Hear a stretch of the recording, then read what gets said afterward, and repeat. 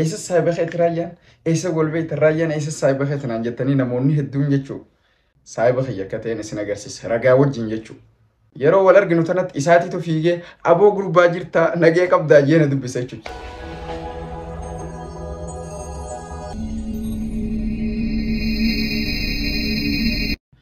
السلام عليكم جرتو هردفتو خيا في جالة تمتو خيا خاد دنيا ربي ومتنا قبا جتم بقى جراتنا سنين جتشا يجورا كاليسا قلقلا رايان ساهمني كيا إن شاء الله نشيدات أمور جرا رفوت جرا جي فوتو نساوي جين خيتا كما تنسنا إيسا سايبا خيت رايان إيسا قلبيت رايان إيسا سايبا خيت نانجتني نموني هدون جتشو قبتني لولتني كومنتي بريستني نرجع مالي نسني مدام نبي تحسرتي Raayyaa abbaa macaa jechuun saahiba jabaa akka ta'e saahiba kiyya akka ta'e isin agarsiisa. Ragaa wajjin jechuudha.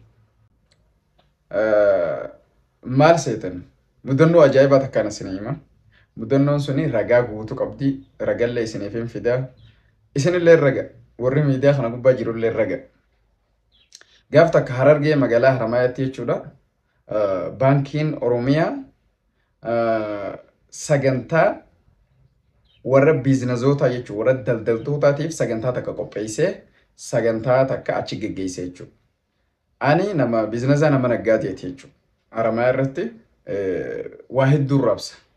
Fakkeenyaaf bishaan tooppii, bishaan deelii fa'aa, juus, yooyoo fa'aa, bishaan shaggar fa'aa, bishaan hedduudhaan achi geessee raabsa jechuudha. Wakilinna faabrikaa wajjin qaba jechuudha gaafa sanii.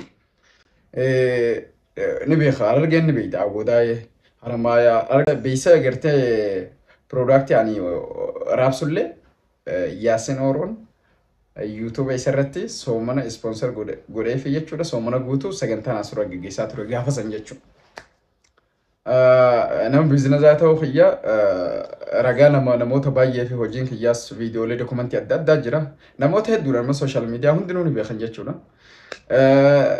Akkasittiin san dalagaa ture jechuudha. Sanirratti sagantaa gartee baankiin Oromiyaa naggaadheef qopheessite sanirratti naggaadonni guutuun ka'aanaa magaalaa Haramayaa jiru guutuun argamanii anilleen sanirratti hirmaadheetiin achi turre jechuudha. Achirratti gaafii adda addaa warri naggaadota humni gaafatanii jechuudha. Warri deebisaa namaa godhu immoo hayyoota amantii Islaamaatii fi warra manaajeroota baankiiti jechuudha.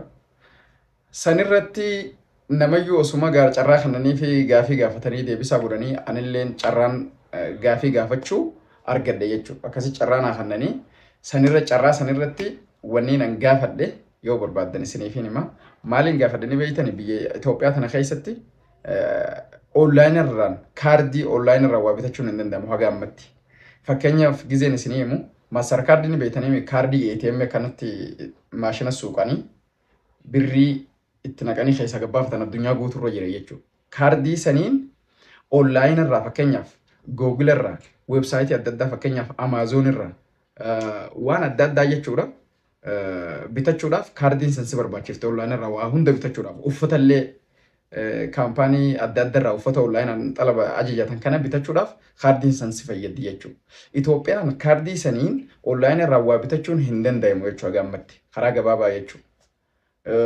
Isinni beekta warri biyya alaa jirtan argitanii jirtanii biyya Arabaatiis biyyoota addunyaa guutuu keessa warra jirtan kaarduma tana koodii kaardii ta'ee fi paaswordii fi gartee qarshii hanga wayin bitachuu barbaaddu san gizee goote selekti goote booda wanni sun sii bitamee lookeeshin adiraashaa keetii wajjin guuttee sii bitamee maallaqni kee peeyimentii godhamee jira jee biyya ati jirtu sii dhufa jechuudha wanni sun. Itoophiyaan onlaayinirraa waan kaardii san bitachuu hin qabdu jechuudha. Kanaafuu kaardii tana namni hojjechuu danda'u baankii naashinaal baankii irraa eegalee asiin baankiilee adda addaa baankiin Itoophiyaa keessa jirtu tuni guutuun isin qabdu akka seera Itoophiyaatti. Kanaafuu baankii tanaatu hojjechuu danda'a waan akkasii godhuu danda'a jechuudha. Saniin ol ka'ee gaafii gaafadhee akkana onlaayinirraa karaa hedduudhaan waa takka wanni bitachuu danda'aman takka illee hin jirtu biyya tana keessatti baankiin waan kanarratti hojjetanii maaliif akka hawaasni irraa fayyadamu isinillee akka irraa fayyadamtan addunyaa maarketingii jirame maarketii addunyaa kanaan maaliif ummata kana walitti niine siistama Itoophiyaa kuni maaliif waan kana hin jalqabne maaliif hagammaa turaa jeetiin gaafii gaafadhee akkasitti gaafii xiyyeessanillee naa deebisanii jiranii haa galatoman jechuudha manaajeroonni baankiiti. Achirraa gaafii takkitti tanaan gaafadhee gaafii lammadaa gaafii hanga sadii gaafachuu dandeessa already jechuudha. Ani ammoo gaafii takkitti tana gaafadheetiin gaafii lammadaa irratti Ustaaz Raayyaa Abbaa Maccaa, Ustaaz Sheekh Jamaal Aliyyi akkasuma Ustaaz Sufiyaan beeytanii medheeraa sana jechuudha. Saahiba Raayyaa fa'aa isa fa'aa namoota hedduu jira. Sanarratti jechuudha gaafii tana gaafii tiyyeegaan gaafadheen booda gaafii lammada irratti namni dilagaa namni kanatti addaraashaa guutee akkanatti haasan fuula dura dhaabbattee tichidha itti gaafii gaafatta.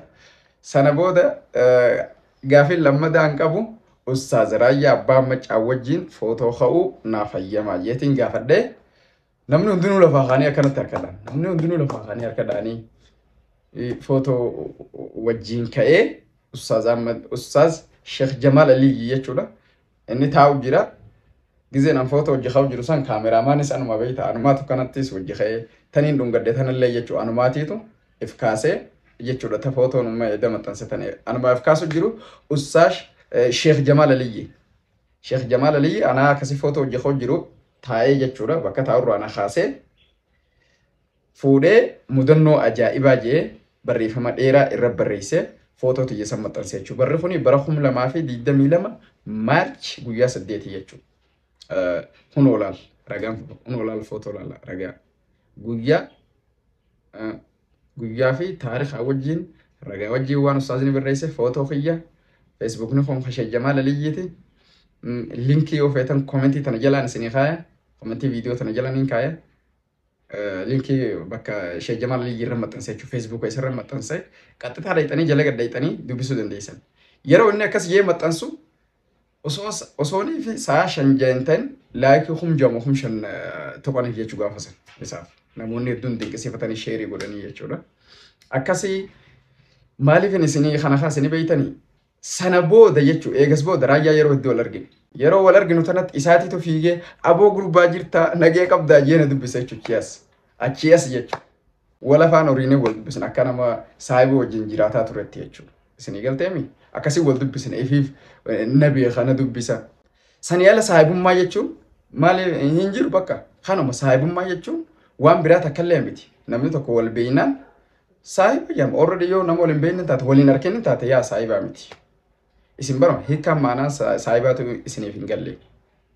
Saahiba jechuun namni akkasii guyyaa sana afeerraa nyaataa hojii godhannee achitti afeerraa nyaataa jira baankiin biffee guutuu jechuudha. Full package jechuudha. Nyaatallee wajjin nyaannee akkasii hojii dabarsinee achi booda wal beeyna wal argine gizee wal argine wal dubbisna. Kana ala saahibummaan maali onni bira takkallee hin jiru jechuudha. Saahiba jechuun yoo akka seenaa hiikaa saahibummaa yoo baruu barbaaddan ammas karaa gabaabaa ragaa wajjin. Rasuulli Rabbi sallallahu alaihi wasallam gaafa turanitti jechuudha. Namoonni isaan guyyaa takka yookiin ammoo sa'aatii takkaaf isa argan saahiba jedhaman ka shari'aa islaamatti jechuudha. Ati rasuula argite taanaan saahiba jedhamta jechuudha.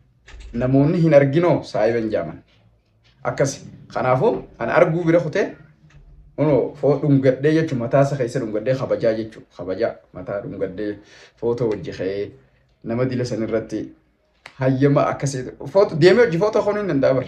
Bakka gaafee tiyya gaafadhe deemee hojii ka'ee gattaa'uun hin danda'a. Garuu kabajaa isaaf godheetiin akkaataa gartee innillee ulfina isaa eegee fi sadarkaa isaa eegee fi akkasitti gaafadhee achirraa saahiba taanee jechuu barbaadeeti karaa gabaabaa isinii dheeresseetiin jira viidiyoodha.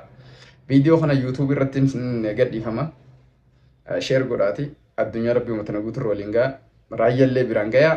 Ustaazni fedhe sheeni fedhe aadaa gootanii beekan. Arganii jira waan ta'eef jecha akka sadiitiin hin jaa argitanii jirtan silaa guyyaa wajjin ilaala. Guyyaa fi wajjin barreeffama isaatii wajji footoo fayyaa wajji Facebook Sheekh Jamaal Aliyyi gubbatti daawwadhaa.